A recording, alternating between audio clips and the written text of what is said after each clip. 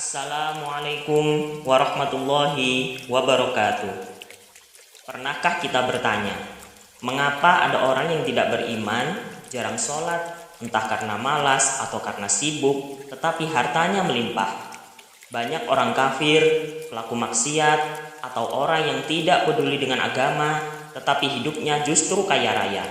Sementara itu, ada orang-orang yang taat beribadah, tetapi diuji dengan kemiskinan dan kesulitan. Apakah ini berarti Allah tidak adil? Apakah Allah lebih mencintai mereka dibanding orang beriman? Sebelum kita bahas, silakan komen di bawah jika teman-teman pernah atau sedang mengalami hal tersebut. Beberapa fakta yang perlu kita ketahui, bahwasanya yang pertama, harta bukan tanda kemuliaan di sisi Allah. Salah satu kesalahan besar manusia adalah mengira bahwa kekayaan adalah tanda kecintaan Allah. Padahal Allah memberi harta kepada siapa saja yang Dia kehendaki, baik kepada orang beriman maupun orang kafir.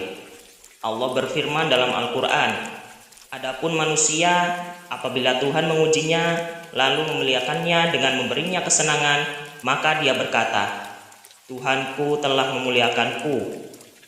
Tetapi apabila Tuhan mengujinya dan membatasi rezekinya, maka dia berkata, Tuhanku telah menghinakanku." Tidak demikian.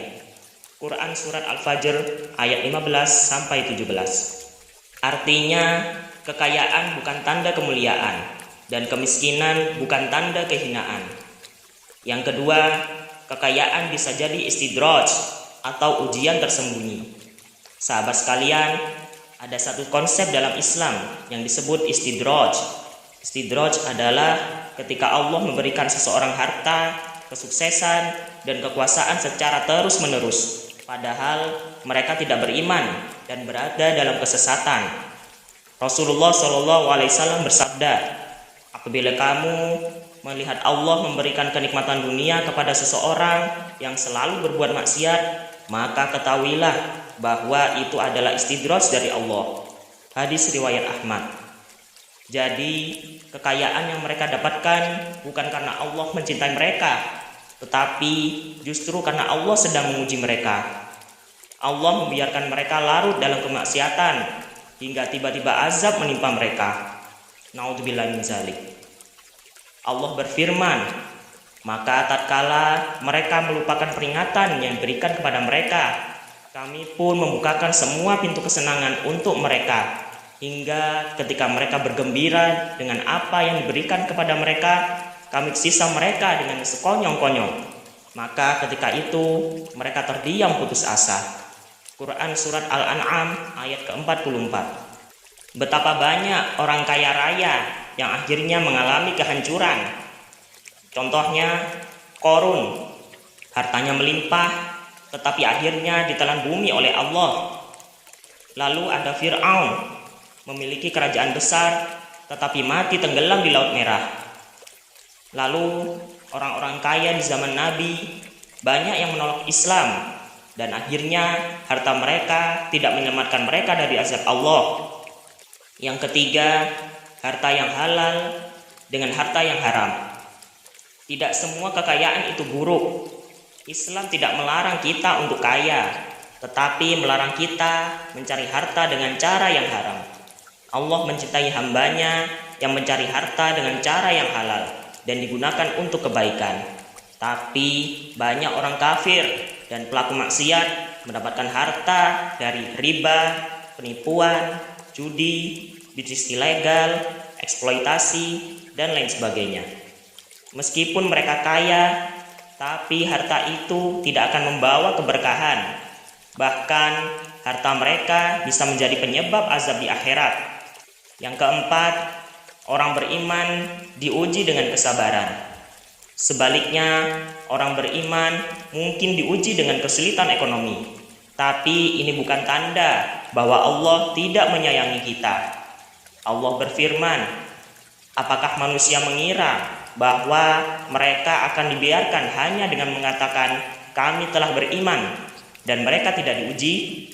Quran Surat Al-Ankabut ayat kedua. Banyak sahabat Nabi yang hidup miskin, tetapi mereka adalah orang-orang paling dicintai oleh Allah.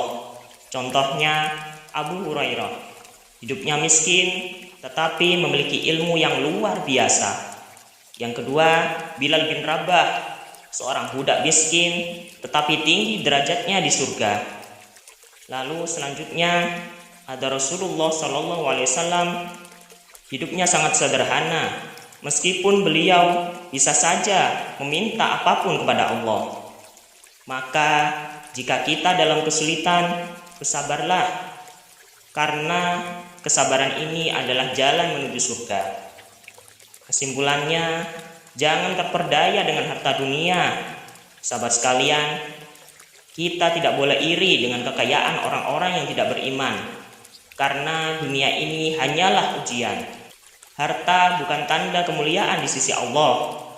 Kekayaan bisa jadi istidraj atau azab tersembunyi. Orang beriman diuji dengan kesabaran, tetapi berakhir di surga. Yang terpenting adalah harta yang halal dan berkah. Jangan tertipu dengan kesenangan dunia yang sementara, karena kehidupan sejati adalah di akhirat.